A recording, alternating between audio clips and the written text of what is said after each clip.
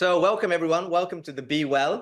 This is a safe space that we use to grow. We bring on experts, like we have Leonardo today with us. We bring on experts who share their journey, share their expertise to help us grow, help us perform, improve our performances in life, but also at work. And so here we have just a conversation, it's a very open conversation, sharing our journey. So today we, as I said, we have Leonardo Zangrando. So Leonardo Zangrando, and today's topic, the title is Speaking in Public is a Challenge Until You Learn How to Own the Stage. Easily said and done, right? So today we have Leonardo Zangrando, who's an impact leader and creator of the speech clinic method. He'll tell us a little bit about that later. He's helped dozens of leaders transform from nervous speakers into TED-level communicators. Who doesn't want to be a TED talker? So if you've ever felt the pain of public speaking, the racing heart, the self-doubt, the fear of losing your audience, this session is for you. Leonardo specializes in eliminating that fear, guiding leaders to speak with clarity, authority, and influence in any setting, from high-stakes meetings to major keynote speeches. So I'm giving you a lot of praise here, Leonardo. We're expecting a lot of things here from you.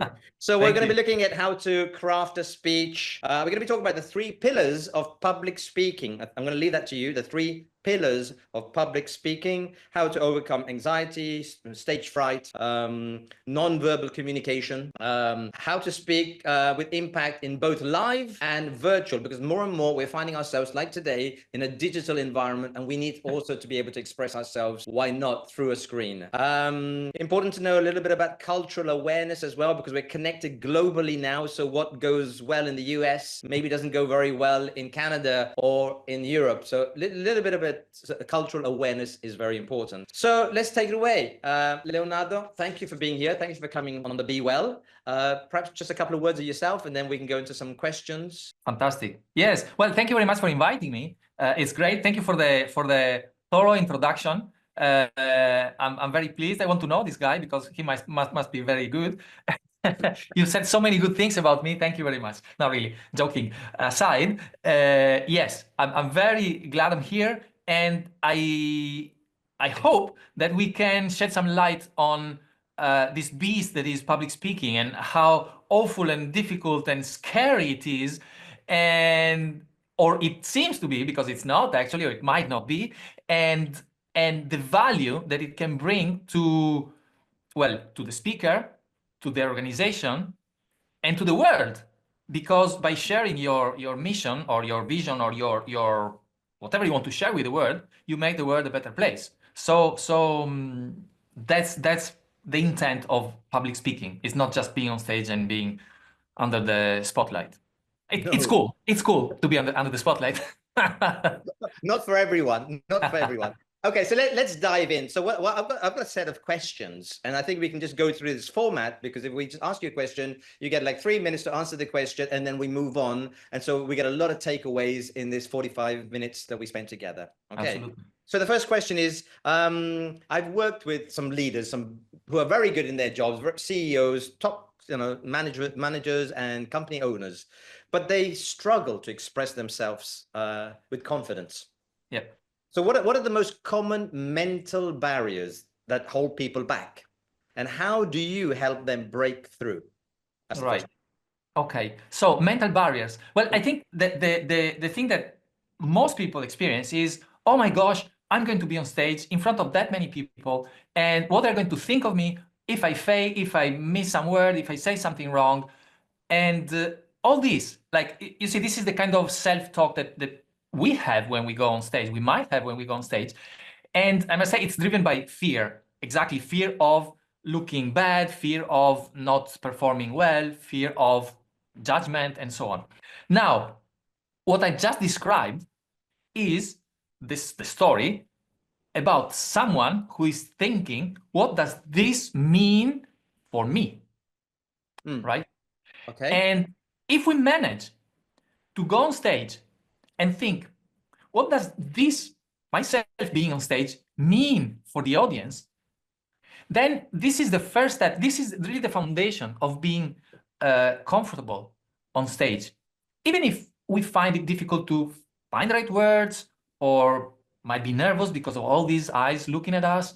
But if we realize that we are there to express something and to share something with these people, so it's not about us, it's about them. It's about providing them, giving them some kind of information that they don't have, or some kind of feeling, some kind of insight that they don't have. And I do have, and I want to share it, right? So it's not like an examination. I'm in front of the judges and I hope I will say the right thing. No, it's the opposite. They are there and they came there because they want to hear what you have to tell them. And so this mindset shift can help you be much better when you go on stage. This doesn't sort out your ability to deliver or the quality of the content, which is some other stuff that we will talk later, definitely. Yeah. But the mindset of being there in service of these people can be a game changer for for someone's fears of being there under the spotlight. So I guess this is, I think, the most important thing to remember and focus on to succeed on stage. So basically, just to summarize what you just said, is you're there to transmit a message maybe that the audience don't know. You're not there for yourself, but you're there to communicate something to the audience. Is that right? Correct. Yes. Yeah, definitely. And even if it's not the case, but your mindset needs to be that. You are there for them. And if you're talking to a friend, you're supporting a friend, you're telling someone something that they need to know, that's easy. It's much easier than if you talk to someone with thinking, oh, what is that he or she will think of me because of what I'm telling them? My gosh, you never get in a conversation with this mindset. It doesn't make sense, right? So the same multiplied by how big the audience can be. Yeah, well, exactly. No, because sometimes the bigger the audience, the more nervous we get, but that shouldn't be the case, right? Well, yes, yes, there is a component to this, that the big audience, if you look at it as one big blob with 1,000 eyes, yeah, it's scary. Exactly. So, but the question is, sometimes, are we scared of the eyes looking at us, or because we're not prepared, or because we're being judged, or because what are the? Well, it could be. Actually, I think we developed some evolutionary response to eyes in the dark. Because it could be animals chasing us, and that's fine. I mean, let's live with it. We come from animals. We are a special sort of animals, and we still have these reactions. But we can really think, what are these 1,000 eyes watching me? These are people, and actually, instead of talking to an audience, which is a blob, you can really think that you're talking to, in this case, 500 people. And you're talking, and you could even consider that you're talking with them one-on-one. And in fact, something that I suggest my speakers when they have this kind of feeling is, don't talk to the audience, talk to me. I had them rehearse their talk a few days before the final delivery, and they go, and it looks that it's obvious that they feel nervous and so, because they're thinking I'm talking to an audience, even if the audience is not there. Yeah. And then when they finish, I tell them, okay, now John, or whatever the name, do the same thing, the same talk, but tell it to me. Talk to me. And everything changes just with this minor mindset switch or change. You are talking to a person, and if the person is 500 people, one altogether, that's fine. It's 500 times one-to-one, and it's one-to-one. And if it's one-to-one, it's much easier. Okay, we'll come back to that. I've got a couple of questions there that I'd like to go, but let's move on here. We're talking about the second question, eliminating the pain of public speaking, to eliminate the pain of public speaking. Can you share an experience when someone was a nervous speaker and then they became not a natural speaker, but a better nervous speaker? Have you had Exactly. yeah. I mean, like how becoming a natural speaker takes a lot of courage, the time and practice and so on. yeah. And maybe you're not a natural, so you will never be a natural speaker. But who cares? That you said it very, very well. It's a person with all their fears and pushbacks and whatnot that is able to be on stage and kind of look like natural, or the most natural thing that that comes to them. And actually, the most natural thing might be to run away, possibly, but we don't want that. We don't want that. And but with that mindset change, we are able to confront these fears with a kind of internal like compass, and with that you still can and will be nervous about all the stuff that can go wrong and all these eyes, but you also, if you're able to catch this fear when it comes up and you say, oh, it's just my fear and it's natural, that's fine, I live with it, and I do what I have to do here, which is help these people or like engage with these people, what I was saying before. So you see, there are these two elements. Fear, I don't want to cancel or eliminate or remove your fears, because they are natural and they are there. And it's like human nature to be, I mean, the greatest people are those who, in spite of their fears, are able to achieve something great. And it's in spite of their fears, because it's not true that is in a mega achiever, for them everything comes easy. It's not true. It's painful. Same as for a less than achiever than them, but they keep going, and it's the same. So we can be on stage. Finally, is it something that we can train ourselves to overcome that fear, or to face the fear and still go ahead? Because a lot of people, they close down, they run away, they make excuses, they don't. Yeah. Well, there are techniques that I teach. Well, there is one technique that I teach my speakers, and actually that works not only for public speaking, but for, I would say, everything in life. Every time that some negative feeling pops up inside us, we can do this.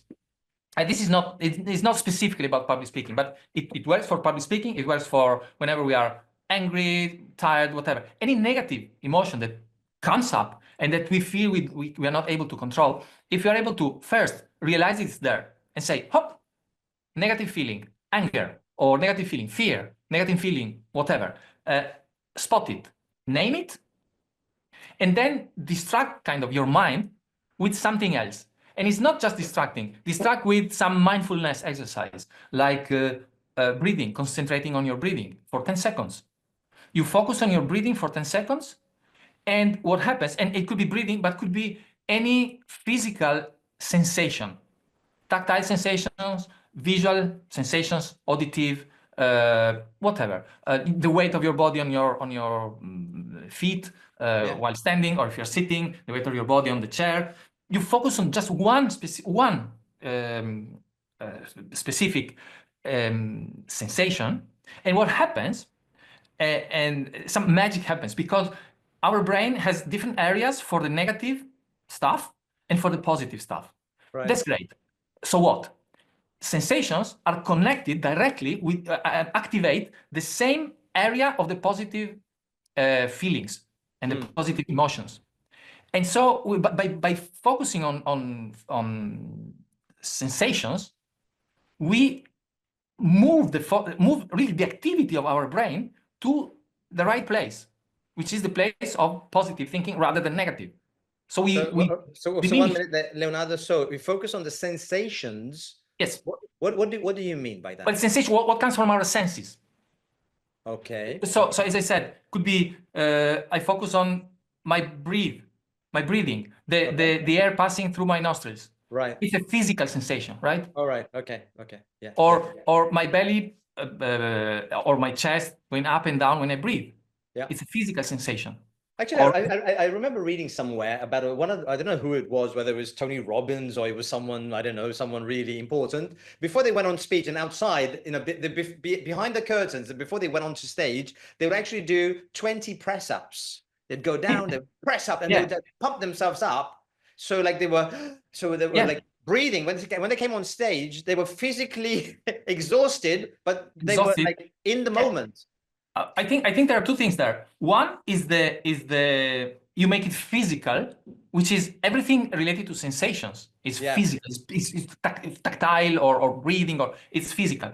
And two, you energize yourself, and so you put your mind in an even more excited state by doing the press ups and whatnot. So so I don't suggest to do press ups while you're on stage. No, but no, there are people who, I mean, there was a guy called Wim Hof. I don't know if you know Wim. Have you ever heard of Wim Hof? The guy who goes to the ice. Breathing guy. He has an ice bath before he goes on stage. All right. Yes. It's a massive physical sensation. I remember seeing a video of this guy. He was actually just, he was immersed in this tank of ice. And then he got out and he went on stage and he was ready to go. So after you've done that, you feel like you're a warrior. You can conquer anyone and anything. Yeah, exactly. You see, it's physical sensation, extremely strong physical sensation, because I take cold showers in the morning, so no ice. It's just probably 12 degrees Celsius, but it feels cold. And that's very, very physical. And that activates the right part of the brain. Right meaning is right versus wrong, not right versus left. I don't know which side it says. It is, but so how much is public speaking talent? We were talking about being a natural speaker, being a talented speaker, or being a prepared speaker. I mean, it's someone who's not a natural, I can't speak in public. And how can they overcome that? I can't speak in public. I would dare to say that someone who is not natural can do better than someone who is natural. Why is that? If they prepare thoroughly, because particularly for a TED, now if it's a different kind of, if it's a conversation, it might be different. But if it's an important talk, which is the one that makes us nervous, if you prepare well, you can really do great. And TED talks, the one that are really well prepared, so it's not all, but say the good TED Talks are talks where the speaker rehearsed and memorized the talk completely, right? And not only memorized. So when I work with my speakers, when we get to the memorized part, they go, oh, it's difficult for me to memorize it. I will improvise. I say, no, please don't improvise, because you're not able to do it. Because you're what's the difference there, Leonardo, between improvise and memorize? Just to give us. Okay. Well, memorize it, know it by heart, word by word. Okay. Improvise? Improvise is, oh no, I know the gist of it, and I will talk about the gist of it. It's like what we are doing now here. We are improvising, but it's the nature of the conversation. Right. The conversation, it can be all scripted. It wouldn't be a conversation. It would be a theater piece, right? But so in this case, we are improvising. Improvising in the sense that we are creating the conversation in the moment. Perfect. But the talk is very natural. It comes across as very natural rather than scripted, right? Exactly. And that's the part where I would say everybody, like, not face, but face to recognize at the very beginning. True, when you memorize something, you sound memorized, you sound robotic. Yeah. Right. And that's when we get there. So I tell you that, so the sequence is, we prepare the talk, we have the script. Now I tell them, you have to memorize. And they go, oh, no, I don't want to memorize it because and then I will sound robotic. I tell them, look, trust me, do memorize it. Then when they finish memorizing it, they say it, and they do sound robotic.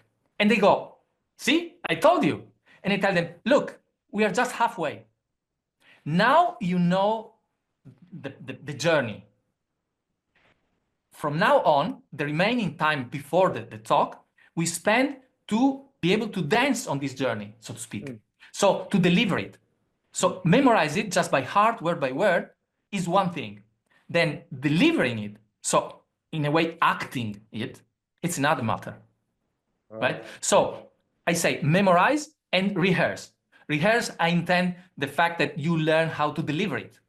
Not just you know word by word, which is robotic, but then you add all the intentionally, you create the interaction so that it sounds exactly as you want it to sound. And in the end, with a good coach, it sounds natural. Additional, so memorizing. What you're saying is you're keeping the frame, you're keeping the content, and then you're adding in flavor. You're adding in someone's personal tone, Yes. personal style. Yeah, is that what you're saying? Yeah, exactly. So you mentioned the two missing pieces. We mentioned mindset at the beginning. Now you mentioned content, which is the script basically, and delivery. So content and delivery are the two other legs: content, delivery, and mindset. So content, we write a beautiful script, and we memorize it.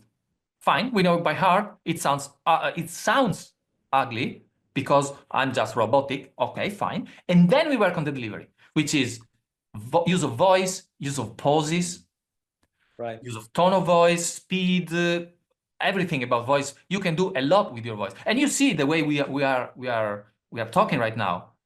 There are changes in speed, in volume, in tone. That's another point there as well. Very often we see speakers who get on stage and they get off stage and it's in 10 seconds and said, I'm done.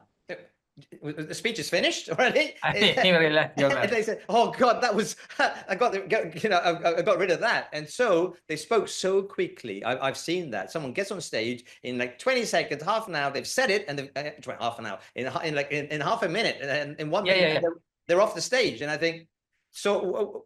The question there is: you mentioned before pause. You mentioned about speed. That how does that all play a part in the conversation in the speech? Well, it's massive. So before we go into that, I really want to use the example of the guy who speaks 10 seconds and rushes away because this guy, this person, didn't respect the first thing we said at the beginning, the mindset.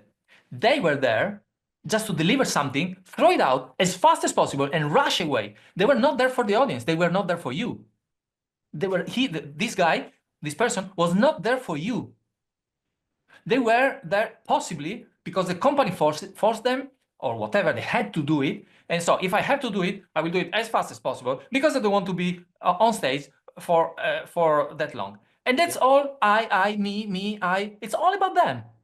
Obviously that they don't like and appreciate being on stage, and then they don't take advantage of that unique opportunity that they had to talk directly to you because you were there and you were listening. You were interested in hearing what they had to tell you. And they just missed that opportunity completely. This is one, the mindset. And the content, in the delivery, they didn't care for the delivery. It was just, okay, it's like I read this as fast as possible and then rush away. So even if it was scripted, just delivering it in without the use of voice in the way. Look, you see now I'm getting super excited, possibly too much. Fine, I'm not acting. That's in this moment. I'm being myself, and it's all happening in the moment. But even that question there, Leonardo, when you're delivering a speech, can you be yourself? Are you allowed to be yourself or not? Because I mean, you're giving a speech now, and you said I'm being myself. Now, how does that resonate with the audience? I mean, being yourself is okay. It's not okay. It's good. It's good. But actually, you want to get across exactly yourself, right? I don't really. Do I, the audience, care who is Leonardo? Oh, no. Do I just want the message? As a question there, like, I mean. Correct. Yeah. Okay, so on one side, you could look at it as let's make it the most efficient possible so that I will use the right tone of voice, the right speed, pauses, and so on, so that my message gets across in the best way possible. Okay. Great. Yeah, and that's what we do.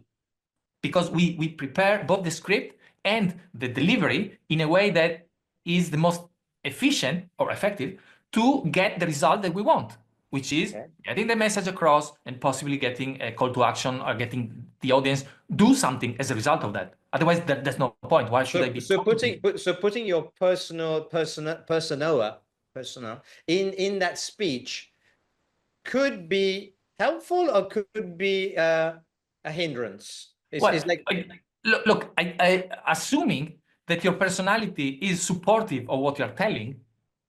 I don't know, because Well, maybe if you're a very, I don't know, expansive and you're very open and that kind of person, and then you get on stage and you're talking about something that's very serious, perhaps your personality shouldn't be coming through in that speech. Okay, yes, that's fine. But look, even in this situation, right? We are talking about this, and I'm like a bit excited. Let's put it this way. I mean, I'm and that's how I am. Fine. If I were different, we would be talking about this with a different tone, possibly. Yeah. With the same interesting, hopefully the same interesting content as hopefully we are having now. So it really. So my question there, Leonardo, is for you to tell our listeners, our viewers, how much of ourselves should we put into that speech? Is there a right amount, or is it we just be ourselves in delivery of the speech, or we gauge the audience? How does that work? Yeah, well, okay, so we go back to writing the content. And when we write the content, we have to think of a couple of factors that define, or will help us define the content, which is the audience who I'm talking to. I could be talking about the same thing to different audiences. So give us an example. Give me an example. Give us an example. Now I'm working with a surgeon who needs to talk about, wants to talk about improving how people manage emergencies from in their emotionally. Okay. Now, a surgeon talking to an audience of surgeons will use certain language, will use certain concepts that are shared knowledge, right, that are completely different if they were talking to another audience that is made of general public, for whom the surgeon is a special figure. Like, of course, you go to the surgeon and so on. So their way of telling their story, their message will be different. Right. Right. So you see, the audience is very important. Now, here we know that the audience is generally, like, I think, small and medium enterprises or entrepreneurs, or possibly professionals, or other leaders coaches, in organization. Yeah. But I think the common thread here is that all the audience is about business. Okay. We might have the occasional person who is interested in, I don't know, personal growth. Personal growth, yes. Okay. But I mean, we could have someone who is interested in Eastern religions. Fine, but it's not our target. It's not the target of this setting in this moment, right? So when I talk about whatever we are talking, I think that the audience is that specific audience is not yoga instructors, or maybe yes, as professionals, but I mean, it's not based on some other aspects of life. It's based on business. It's related to business. In fact, we are talking about how speaking in public can affect, well, we didn't get there possibly yet, but how speaking in public can affect and how much it is important for your business when you want to get things done. And that's the power. You know what? Let me show a couple of stories. I remember going once. I was invited to a wine cellar, and they were doing a presentation, and the company was celebrating 40 or 50 years. I don't know the history, and they brought the owner to say a few words, and he came with a speech written, and he read the speech, which was about 20 minutes. And he just read completely, went right through the whole story, and it was so boring. After about, I don't know, even 2 minutes, everyone just switched off, and he just kept going and going. No one stopped him because he's the owner. And then he came off the stage, and I thought, oh, thank God that stopped. Let's go to the wine. Exactly. What if? Yeah, it was probably the wine. So let's move on to another question. Yeah, absolutely. We're talking about the BEwell. The BEwell is an online digital offering. Okay. Right. Yes. So tell us a little bit about speaking online, speaking through a screen? What kind of mistakes do you see people making, and we can eliminate when we have to give a presentation, when we have to participate in a workshop or in a webinar like this? What are the things that you see? Yeah, well, I think that the obvious difference is that the setup is different. That's obvious. There is a screen. Usually, the person is sitting, and I'm sat here, and there is a camera that is not, and the audience is just inside that tiny dot that is the camera. It's not spread across the room, which means that we need to be aware of this.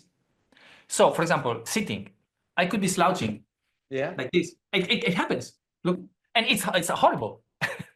Actually, a suggestion would be, I didn't do it today because I didn't manage to raise the table, but it would be to do it standing. To have the camera eye level, possibly a table that or a desk that raises, that is, so you can stand while you're talking. It gives you much more energy and in some way control, because basically here that was a question I was going to ask you. How can we be a little bit more dynamic in our talk? Because obviously when you're standing on stage, you're moving, the body's move around. You're moving and whatever, you're gesticulating. So the question is, how can we be dynamic sitting? Well, okay, so the first thing is the use of voice, and it's the same thing as on stage. You have to be able to use the tone of voice as you would do in a conversation. And in a conversation, you don't go dull, saying the same, using the same tone all over. You know, you use your tone of voice, and that you do the same in this setting. This is one. And then another aspect is body language. Body language, which is I would say the strong, one of the biggest parts of body language is how you use your eyes, your gaze, how you look at the audience. So when you're in an auditorium or on stage, you look at the people, say not one by one, but here and there, and you try to establish eye contact for like 3, 4, 5 seconds. Now here it's different, and you have to be careful not to be distracted by the things around the camera. Like possibly you have noticed now, I've been distracted a couple of times. For example, looking at the screen, we are on Zoom, so that I see 2 images, your image and my image, and sometimes I look at my image. And you say, I'm not looking at you anymore. I'm looking on my right, looking at my image. I get distracted by that, by something else. Oh, my hair, whatever. You know. So careful, because it shows. This is one. Another thing about the eyes, what happens normally is that if we use our laptop, we have the screen and the camera is on top of the screen. Now you probably have noticed that I'm almost, when I talk directly to you, I look into your eyes. So you see my eyes looking at you, basically. Right? This is for a setup that I created that is slightly different, because if it was like the normal setup, I would be looking at you like this. Now I look at you in the screen, but the camera is up there. And so it shows I'm looking at you in the screen, and it shows that I'm not looking at you. You don't see myself looking at you. You don't have this perception. If I do this, yes, you have the perception that I'm looking at you. Even though actually I'm looking at the camera, obviously. And so what can someone do? What can someone do to actually have that? So so I tell you two things, one simple and one more complex. The simple thing is often you have many images on the screen, many faces, different people. Now, put the person you're looking the most, move it closer to the camera, so top center. So at least you're looking very close to the camera. All right. Right? Because say, let me put the camera now on top of the screen. Say you were bottom left of the screen. I would be looking at you like this and talking to you. Gary. And you don't have the same feeling as myself doing this and talking to you like this. Right? So it's either put the image of the person closest to the camera and look at the person, look at the image, and it feels that it's almost close, or decide, and that might be more difficult, decide deliberately to look into the camera. So I pretend that I'm looking at your eyes, but I'm not. I'm looking at the black dot on my So basically, we want the speaker, like yourself now, to be as high as possible towards the camera, right? the person you're talking to. Exactly. You now, for example, Yeah. if can you see, am I looking at you? Probably slightly a bit down, possibly. I'm looking down. I'm looking down. Yeah. Possibly my image is Now? just below. Now you're looking at the camera. So I'm looking at the camera because I can't, you're down here. I can't, I'm not looking at you. I'm exactly. looking up. Exactly. You're looking up. You're looking at the camera. For you, it's difficult because you see just a black dot. You don't see myself. Yeah. But for me, the perception that I have watching this is, oh, Gary is looking at me.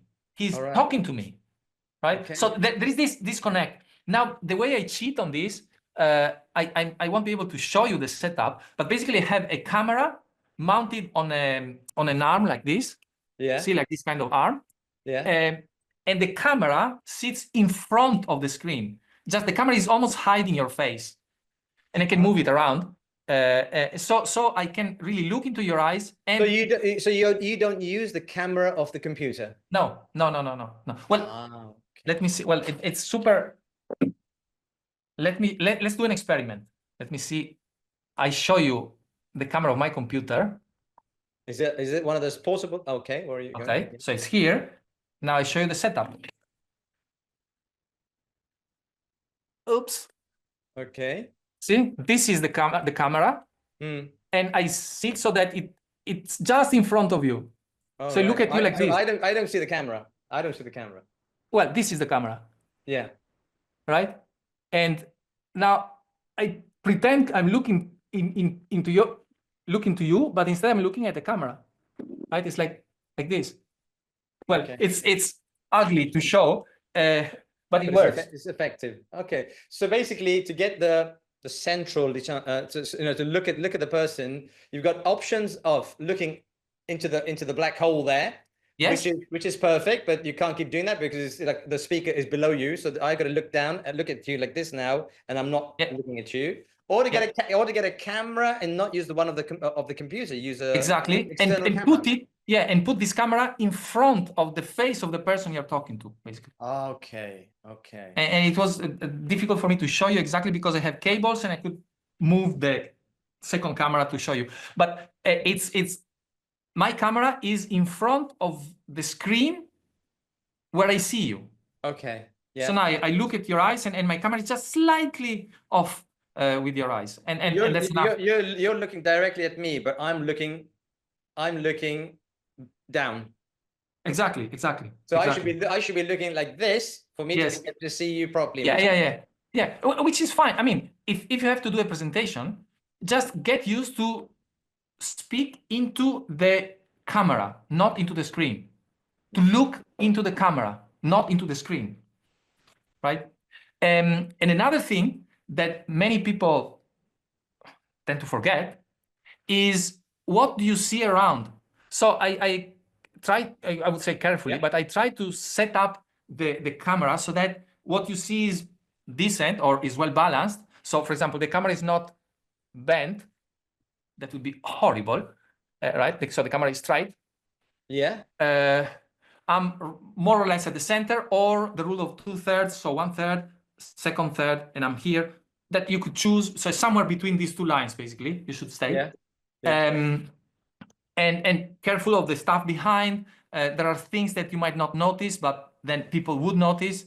Like for example, a cable extension that is put there and you don't even realize it's there, and people see these ugly cables, and things like that. And then try to avoid, if you can, to blur the background, because it creates kind of a halo around your head, which is not very nice.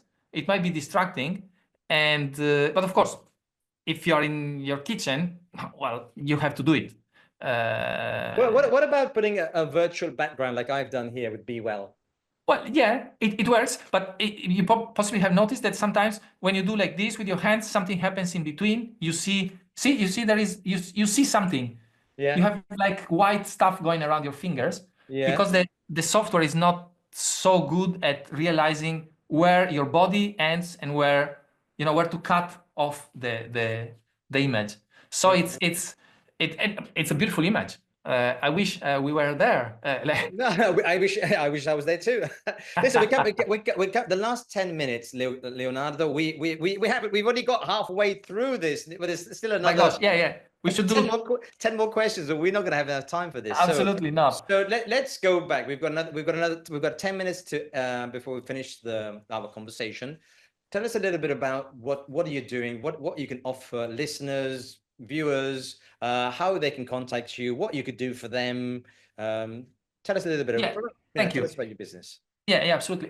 Thank you. So I think that rather than going like advertisement, and so everybody just switches off and runs away, let's try to provide some value. Well, so far, I guess we created some interesting stuff. What I do is I do one-to-one coaching to leaders who want to improve their ability to speak in public and to deliver in a way that is memorable and that really makes an impact. In presentations, in conversations on stage, so in any situation where you speak to someone. And my key point is that these are the best opportunities for you to have an impact on the people you talk to, rather than counting on social media or advertising or whatever. Because the impact that winery founder did not have is something that you cannot miss the opportunity to have. You can have an impact every time you talk to someone and you establish a connection with the person. And you establish a connection with the person by talking with them, not at them, not reading something. So by being articulate, both in the content, in the delivery, and in the mindset that supports you. So this is what I work with leaders. And I offer them, obviously, one-on-one work. We do one-on-one coaching. If there is some event situation where they have to speak in public, they have already a talk ready, but they feel it's not clean, and it often happens, even 1 week before the event, we meet for a couple of times and we clean it up and we make it really brilliant. So this is one service that might be interesting, but I said no ad, and I'm doing sales speech. No sales speech. Sales pitch? No, I have some free stuff on my LinkedIn profile. In my LinkedIn profile, you look for Leonardo Zangrando. I think there are just two in the world. One is in Italy, London, between Italy and London, that's me. And another is in Brazil. I'm the one who is not in Brazil. Unfortunately. Okay. Unfortunately, yeah. And so I offer several things. So if you have a talk that you have already prepared and you deliver and you want to feel if you can improve it, there is a scorecard online that you can take for free, and it helps you analyze your talk and understand where could you improve it. This is one. Another is a small guide. Well, small, it's like 90 pages, but it's small pages. 90 pages. 90 pages, but it's small pages, so it's a small guide. 94 pages. With a lot of insights about preparing a talk like a TED speaker. And finally, and that's the emergency one, if you have a talk coming up in 7 days and you don't have anything, aside of working with me, that we could create something, but if you don't want to, you don't have the time or whatever, I created an email sequence. So every week you receive an email that guides you through the preparation of a talk from scratch to ready to deliver in 7 days. Obviously, it's 7 days. So it won't be the same, it won't be a TED talk. But if you're really in this emergency, oh my gosh, panic, I have to prepare this and I have to do this, I suggest to use it because it's quite good. Every day you get an input, an insight, and homework to do to get to the next step. And in 6/7 days, you are ready with the talk if you do the work. Brilliant. Okay, listen, so anyone who's interested in being an impactful speaker, public speaker, your presentations, you got wedding speeches, funeral speeches. I had to make a wedding speech only a short while ago, and the bride's best man, the bride's, let's say, brother was supposed to give a speech, and at the last minute, stage fright, cold feet, he stopped. He said, Yeah. I can't do this in front of 100 people. Yes. And I presumed he prepared, because we've been, we knew about this Absolutely. 3 months before. I prepared my speech and he did too, but he just had that mindset, as you said before, that wasn't ready, wasn't prepared. And so he just stopped and the speech wasn't done. I did mine, but again, I used some of the techniques that you mentioned to actually, deliver a speech and the mindset and so on. So listen, Leonardo, thank you very much. Thank you. It's been very interesting. I mean, our conversation has been up the camera, down the camera. Yeah, moving screens around, sorry. Moving screens around, moving my hand and looking around. I mean, you've given us a lot of insight, so thank you very much. The next BEwell, you probably see something completely different and you say, well, look, I had an impact. Exactly, So, exactly. Thank you very much. And to all BEwell listeners or viewers, come back again next week and we'll have another speaker bringing some insights into our journey of how we can improve personal and professional lives. Thank you, Leonardo. Fantastic. Thank you. Great. Thank you very much and see you online. Cheers. Okay.